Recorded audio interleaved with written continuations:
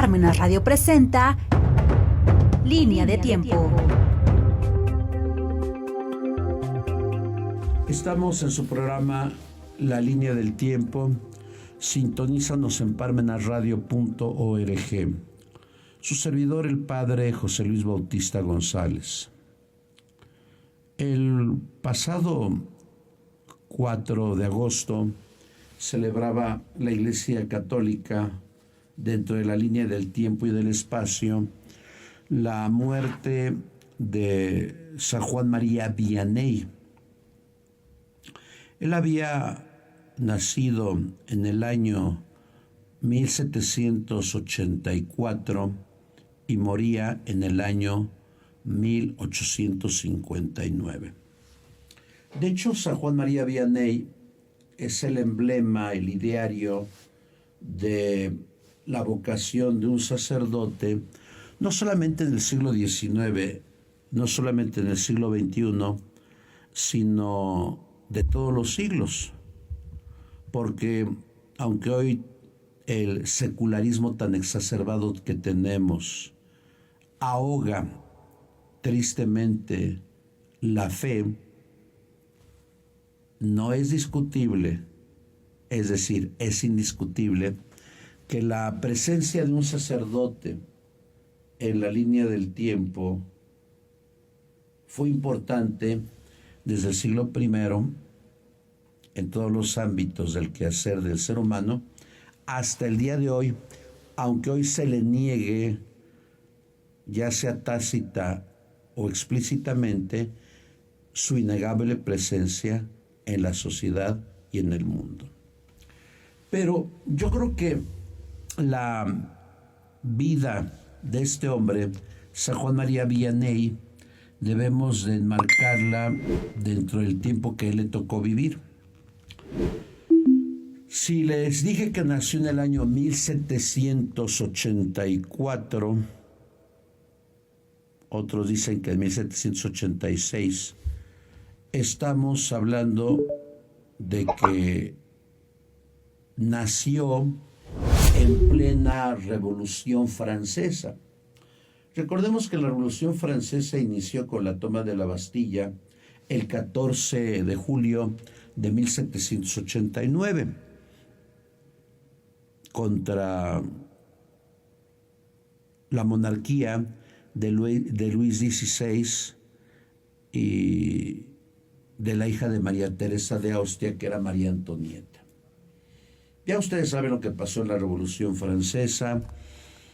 Primero dieron golpes a la aristocracia y después de la aristocracia dieron golpes a la Iglesia Católica, en especial a la jerarquía eclesiástica. Fue una época turbulenta, algunos autores le llaman época de terror, porque hubo una cantidad considerable de asesinatos. Por eso, algunos autores franceses consideran que no tendría que celebrarse la Revolución Francesa, y menos con la toma de la Bastilla, porque hay una historia oficial que protege la Revolución Francesa y con aquellos postulados que dicen son de la Revolución, libertad, fraternidad e igualdad. Pero yo creo que en el ámbito cristiano estos tres valores, tanto Jesús como San Pablo y los escritores del siglo II y III, pues los trataron de vincular con la acción de nuestro Señor Jesucristo. Nadie se saca un as de la manga, a menos que sea Beto el Boticario o Chencay, que se sacan conejitos de las chisteras. Pero yo creo que aquí los que defienden, entre comillas, los postulados de la Revolución Francesa, libertad, igualdad y fraternidad, eso ya lo había proclamado la Iglesia Católica del siglo I, II, pero siempre no se le quiere dar el lugar que merece a nuestra Iglesia. Por eso es importante estudiar la historia y reconocerla. Bueno, la gran situación se da en Notre Dame, en Nuestra Señora de París, esa hermosa catedral gótica del siglo XIII de la era cristiana, donde los jacobinos revolucionarios masones entraron a varias iglesias, entre ellas la catedral, que recientemente fue inaugurada con bombo y platillo, con la presencia de Macron y del muy ilustre presidente de Estados Unidos, Donald Trump. Y fueron ante el sagrario los revolucionarios, abrieron el sagrario, tiraron las formas, las pisaron y pusieron una estatua de la diosa razón. Y tristemente dijeron, ya no nos va a gobernar Dios, nos va a gobernar la razón. ¿Y qué ha hecho el hombre de razón en el siglo XVIII, XIX, en el siglo, finales del XVIII, siglo XIX y siglo XX? Yo le he dicho en alguna ocasión, yo creo que el hombre del medievo era más inteligente que nosotros, porque por lo menos el hombre del medievo respetaba a Dios. Hoy, este hombre, hablando genéricamente varón y mujer, no respeta a Dios y se hace enemigo de Dios. Bueno, todo eso lo vivió en la niñez Juan María Vianney. Por tanto, él fue testigo de cómo las misas se hacían en lo oculto. Él también fue testigo precisamente de comulgar en lo oculto. Y yo creo que él vio el testimonio de muchos sacerdotes que morían por la fe.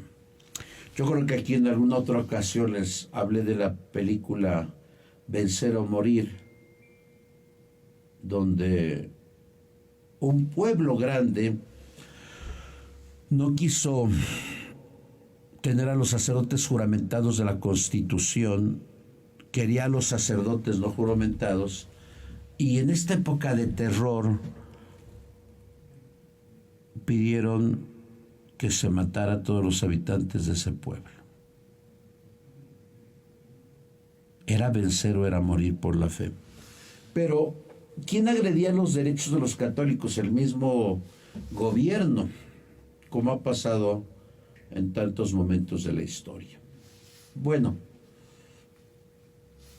este niño, pese a que sus papás eran campesinos y no necesariamente pobres, aprendió de sus papás la caridad, porque dicen sus biógrafos que aunque su familia pasaba estrechez económica, su familia siempre invitaba a la mesa a menesterosos y vergonzantes que no tenían que comer. Imagínense que en nuestra mesa nuestros papás hubieran puesto a gente pobre para que compartiera la mesa con nosotros. Yo creo que nadie lo haría. Esta familia, pese a sus pobrezas, lo hacía. Pero también era una familia eminentemente religiosa. Amaban a Jesús Eucaristía, pero también amaban a la Santísima Virgen María. Entonces aquí podemos comprender tres cosas en la formación del carácter de San Juan María Vianney. Por un lado, una iglesia perseguida. Por otro lado, el ejemplo inquebrantable de sus papás, de la Eucaristía y de la devoción a la Virgen María. Y por otro lado, el amor a los pobres por parte de sus papás. Cuentan sus biógrafos que hubo leva por parte de Napoleón, porque ya no tenía muchos soldados, y se llevaron a la fuerza a Juan María Vianney, pero hubo algún problema y él regresó, se le consideró desertor. Yo creo que por sus principios y por el detalle de la conciencia, él no podía matar a nadie, porque sabemos que las guerras napoleónicas fueron guerras que no tuvieron argumento más que la conquista. Bueno, él regresa y algo caótico que pasó en su vida, que según lo marcó, es que llegan los militares a su casa a traerlo. Y tenía un parecido profundo con su hermano. No se llevaron a Juan, sino se llevaron a su hermano. Nunca más regresó su hermano. Se considera que murió en las guerras napoleónicas. Pero esto le causó un pesar a Juan y a su familia. Como bien sabemos, todavía en el a principios del siglo XIX, la vocación más grandiosa era la de ser sacerdote. Y San Juan María, desde la niñez, tuvo la inclinación al sacerdocio. Pero como sus papás eran campesinos y no lo habían llevado al colegio, allá en Écully, en Francia, pues no sabía latín, que era una norma para que los sacerdotes pudieran comunicarse, y menos podía hablar bien y escribir el francés. Por tanto, su párroco, el padre Écully de Dardilly, se ofreció como maestro para leccionarlo en las primeras notas del ave del sacerdocio. Yo creo que hay ejemplos admirables de párrocos que dieron la vida por sus comunidades. Pueden pensar, si ustedes son poblanos o apoblanados, o el que me esté escuchando, quien vivía en Puebla, piensen en la figura señera del padre Riquelme, párroco del Perpetuo Socorro, allá en los 60, 70 y 80. O piensen en el padre Isauro Corona Baez, párroco de mayorazgo, casi durante 40 años. O pensemos en la figura que apenas murió, y de aquí a 8 días o de aquí a 15 hablaré sobre la labor del padre Rafael Tapia Zúñiga. Hoy, si yo pienso en Zacapuaxtla, el padre Rafael en Cholula, en Acatzingo, o si yo pienso en Zacapuaxtla, la gran figura del padre Vicente Castillo, o en Acatzingo del padre Pedro Tetecatl, o en Amozoc del padre Leodoro Briones, o en Libres del padre Emilio Vera, o aquí en la Santa Cruz el padre Manuel Teisier. Yo creo que ha habido, al igual que sacerdotes que ayudaron a muchos en su tiempo, como lo fue el padre Écully en Dardilly, en este caso a un niño que quería ser sacerdote, a un joven, y me refiero a Juan María Vianney.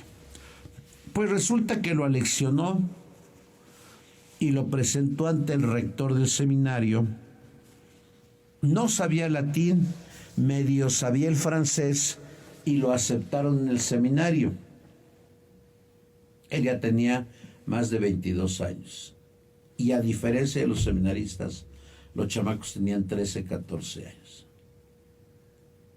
Por tanto, Juan sufrió el bullying escolar.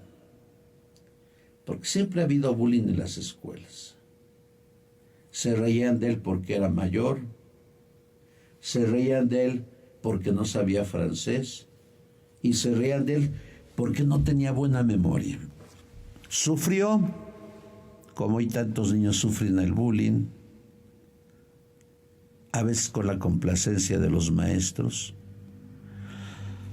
Y nuevamente se sale del seminario y recurre a la misericordia del padre Culim, quien le brinda los últimos trazos para ser pastor. Y qué mejor que fuera un Padre Santo. Y yo lo he dicho aquí en el programa, hay padres que murieron hace 2, 3 años y nadie se acuerda de ellos, con el perdón que me merece. A mí también me va a juzgar la historia. Pero hay padres que murieron hace 20, 30 años y la gente se acuerda de ellos. Y no es que lo dijera aquel cantante que canta feo, que no deje huella, que no, que no. Hay padres que dejan huella y hay padres que, haciendo alusión a la película, hasta la huella el viento se llevó. Bueno, el padre lo recibe, lo ordenan ya mayor a los 29 años, y en aquel tiempo ordenaban a los chamacos a los 20, 21 años.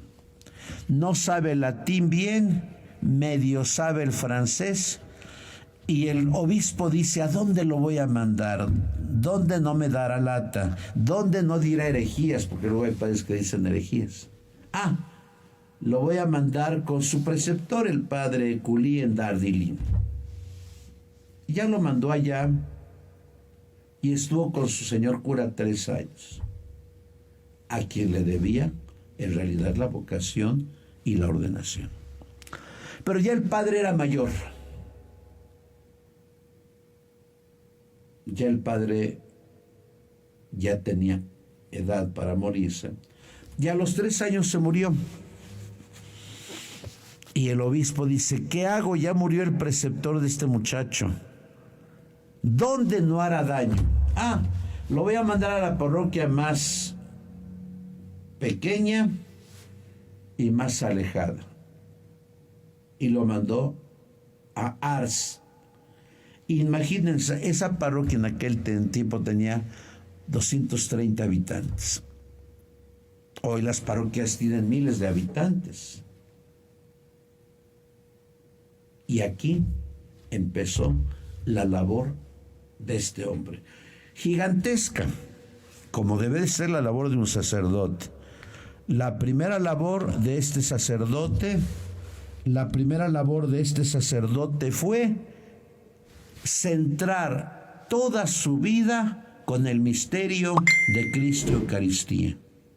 Y los fieles de Ars lo veían estando horas ante el Santísimo. Si hoy los sacerdotes, los fieles, nos vieran orar tanto tiempo, los fieles abrazarían la causa de Cristo. Por eso, extrañamente, el Papa Benedicto XVI, en el año paulino del 2006, nos dijo a los sacerdotes: ¿qué habrá visto? Les concedo la indulgencia plenaria si ustedes oran, rezan la liturgia de las horas ante el Santísimo. Si yo me pregunto, ¿cuándo fue la última vez que vi a mi señor cura postrado ante el Santísimo? El cura de Ars amaba la Eucaristía. Segundo, el cura de Ars amaba la confesión. Cuentan sus biógrafos que confesaba cerca de 10, 12, 14 o 16 horas al día. Tenía un poder de discernimiento y un poder de consejo. Alguien podrá decir: bueno, padre, confesaban los mismos cada 15 días porque eran 230. No, su fama se fue extendiendo. Y de las parroquias lejanas o cercanas, donde los padres a veces no confesaban, se empezaron a pasar la voz, porque luego Puede que vayamos a una parroquia y digamos al padre, quiero confesarme. Ay, te confieso dentro de 5 días porque ahorita tengo un difunto. Te confieso después porque tengo que ir a grabar a Parmenas Radio. Por eso no puedo. Si la fama de este hombre llegó, entonces de otras parroquias empezó a llegar la gente y él los atendía. Tercero, celebraba la Eucaristía con unción, piedad y amor. Y ese fue el secreto. El padre no inventó nada nuevo, simplemente hizo lo que le correspondía hacer. Y cuarto, le gustaba dar catequesis a los niños y a los adultos. ¿Qué conservamos de él? Sus homilías y sus sermones. Si ustedes buscan en YouTube, busquen homilías de Juan María Vianney y escúchenlas. Claro, es la enjuague del siglo XIX y tal vez a algunos de ustedes les parecerá un tanto anacrónicas. Si juzgan la homilía del XIX a ojos del siglo XXI, podría parecer anacrónica, pero solamente la juzgaría aquel que tiene elementos teológicos y bíblicos para hacerlo. Que empezó a pasar en Ars una revolución. Pero la iglesia, como una sociedad de hombres y de mujeres, también tiene problemas. Y tristemente, los compañeros sacerdotes de Juan María Vianney le tuvieron envidia y lo acusaron ante el obispo de que estaba mal de la cabeza porque más comía una patata al día y café, de que no dormía, de que confesaba mucho y según que se le aparecía el demonio. Imagínense, si la envidia feo era tiña, ¿cuántos tiñosos habría en la Iglesia Católica?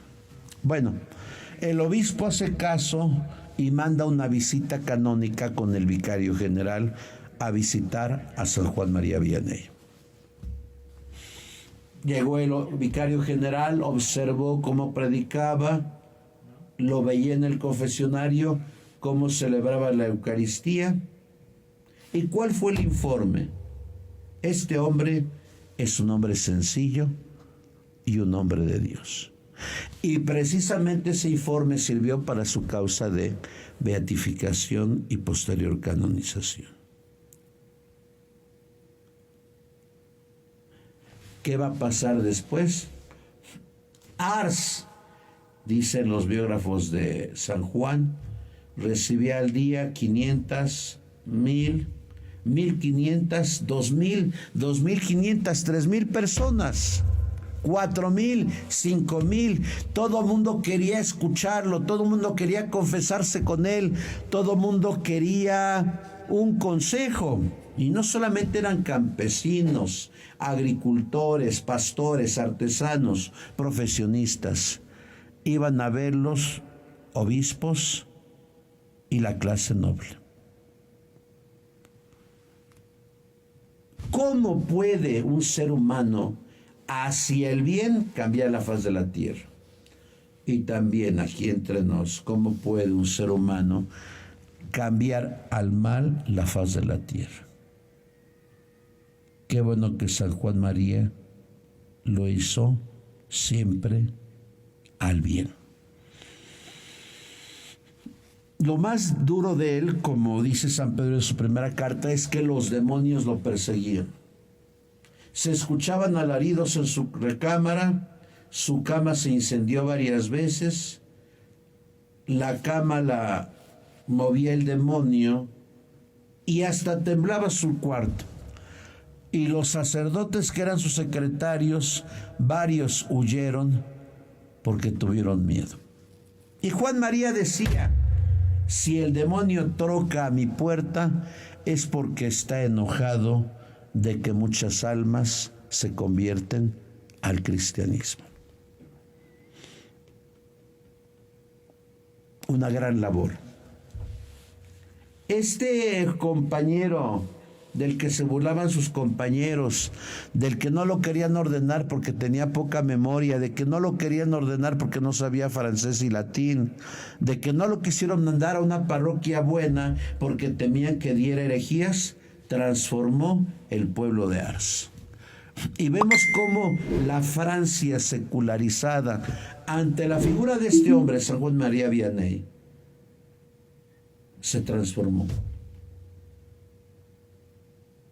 y volvió a ser un pueblo católico con el paso del tiempo. Claro, sus dirigentes socialistas, extremistas, populistas, demagogos, pero el pueblo católico otra vez. Muere en olor de santidad el 4 de agosto de 1859. Es beatificado a pocos años después y canonizado, y el Papa Juan XXIII en 1959 lo declara patrono de los párrocos, y en el 2006 el Papa Benedicto lo declara patrono de todos los sacerdotes del mundo. Vean cómo en la historia humana, que es historia de salvación, hay hombres y mujeres que le dijeron sí al Señor, y aquí están para hacer su voluntad. Pues yo espero que la vida de San Juan María Vianney nos ayude a reflexionar en nuestra propia vida y misterios de fe. Muchas gracias.